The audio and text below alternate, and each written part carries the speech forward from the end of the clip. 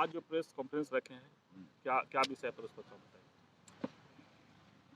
आदिवासी सेंगेल अभियान इस समय मारंग बुरु बचाओ भारत यात्रा और 2023 साल में हर हालत में सारनाथ धर्म कोड को लेना है, लागू कराना है। इन दो बिंदुओं पर हम लोग बहुत सक्रिय हैं और आज ये जो मारंग बुरु बचाओ भारत यात्रा का ये 22वां दिन है आज रांची में। हम लोग भारत सरकार, राज्य सरकार और राष्ट्रीय अल्पसंख्यक आयोग इनको मौका दिए थे कि इन लोग इस पर कुछ फैसला करें। अभी तक कुछ किया नहीं, तो हम लोग 11 फरवरी 2023 से घोषणा कर चुके हैं कि अनिश्चितकालीन रेल रोड चक्का जाम करेंगे झारखंड, बंगाल, बिहार, उड़ीसा, असम में।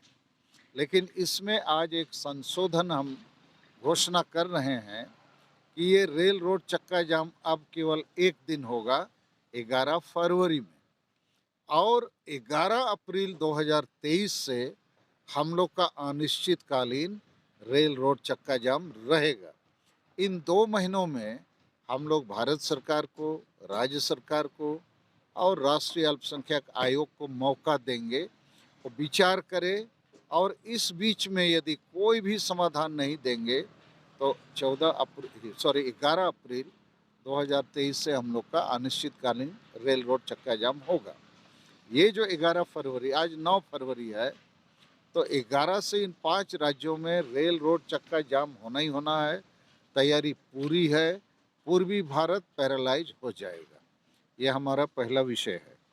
दूसरा विषय है कि झारखंड बने 22 साल हो गया, सब पार्टी को मौका मिला सरकार बनाने का, लेकिन किसी ने ठीक से ना स्थानीय नीति बनाया, ना आरक्षण नीति बनाया, नियोजन नीति बनाया। अब आज खबर कागजों में आया है कि भारतीय जनता पार्टी के जो प्रदेश अध्यक्ष हैं और सांसद भी हैं, दीपक प्रकाश जी, उसने कहा कि ये जो जेएमएम सरकार है जल्दी स्थानीय नीति और नियोजन नीति बनाए। तो हमारा कहना है अभी तो किसी पार्टी के पास भी नहीं दिखता है कि कोई ठोस नियोजन नीति का प्रारूप इनके पास है। तो दीपक प्रकाश को बीजेपी की तरफ से खुद एक नियोजन नीति सरकार के लिए प्रस्तुत करे, ताकि सरकार को उस पर विचार करके लागू करना चाहिए। तो मुझे लगता है जैसे जेएमएम का हालत है, कांग्रेस का हालत है, बीजेपी का भी वही हालत है। तो ऐसी परिस्थिति में आदिवासी सेंगेल अभियान की तरफ से हम लोगों ने एक नियोजन नीति प्रस्तुत किया है। कई खबर कागजों में ये छप भी गया है। मैं उसको संक्षेप में दोहराता हूँ कि झारखंड सरकार के पास जितनी भी सरकारी गैर सरकारी नौकरियां हैं, उसका 90% हिस्सा ग्रामीण क्षेत्रों को आवंटित किया जाए, फिर उसको प्रखंड वाइज कोटा बना दिया जाए, फिर उसी प्रखंड के आवेदकों से भरा जाए, और इसमें कोई खतियान की ज़रूरत नहीं है, और उस प्रखंड में जो जाति की आबादी का अनुपात है, एसटी, एससी, ओबीसी आदि, उसी अनुपात से उसको बांट दिया जाए। तो ये जो नियोजन होगा ये 2-3 महीना में हो जाएगा। तो इस पर इन सभी पार्टियों को विचार करना चाहिए, क्योंकि बाकी पार्टियों के पास कोई प्रारूप नहीं है। ये जेएमएम वाला कुछ बनाता है, हाईकोर्ट निरस्त कर देता है, फिर जेएमएम वाला बीजेपी की तरफ ढकेल देता है, बीजेपी वाला जेएमएम की तरफ ढकेलता है। तो इससे यहाँ के शिक्षित बेरोजगारों के साथ बहुत अन्याय हो रहा है। तो इस पर विचार होना चाहिए।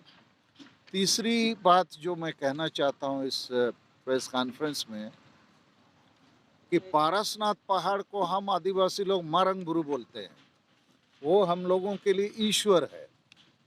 तो उस मामले पर झारखंड सरकार, माननीय मुख्यमंत्री हेमंत सोरेन ने 5 जनवरी 2023 को जो लिख के दे दिया,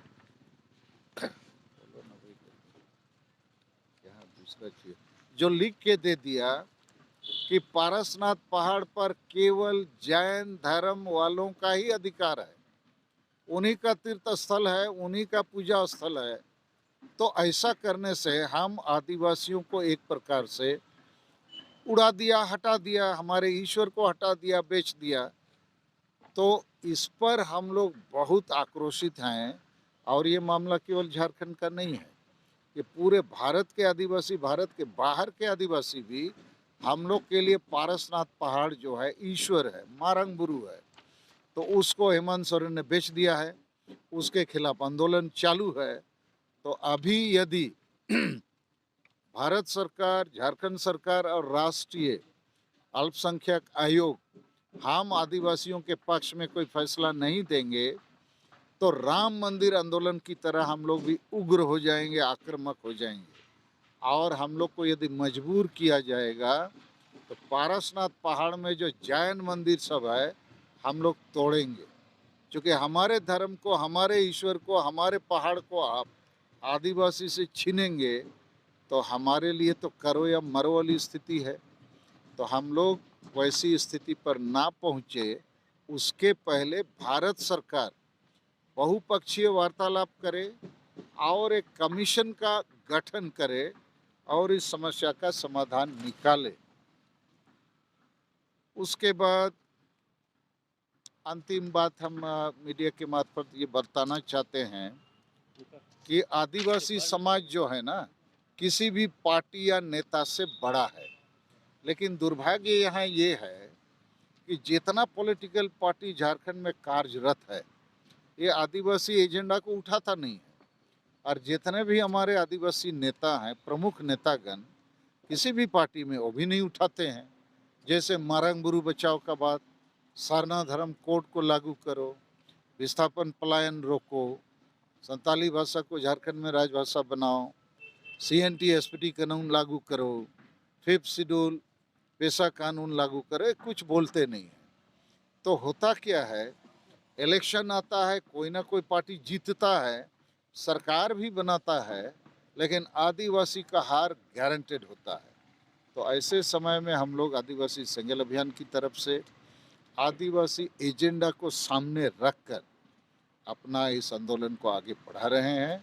और ये जो 11 फरवरी को रेल रोड चक्का जाम है, उस कार्यक्रम को रांची के इर्द गिर्द जितने सरना धर्म के नाम से संस्थाएं चल रही हैं, उनसे हमारा आग्रह है उनको इसमें साथ देना चाहिए। और बाकी भी जितने आदिवासी संगठन हैं, छोटे बड़े जितने आदिवासी नेता हैं, उनसे भी हमारा आग्रह है उनको हमको साथ देना चाहिए। और बीजेपी पार्टी से खास आग्रह है, क्योंकि हम लोग को महामहिम राष्ट्रपति द्रौपदी मुर्मू पर भरोसा है, माननीय प्रधानमंत्री नरेंद्र मोदी पर भरोसा है। हम लोगों ने नारा दे दिया है, सरना धर्म कोड दो, आदिवासी का वोट लो।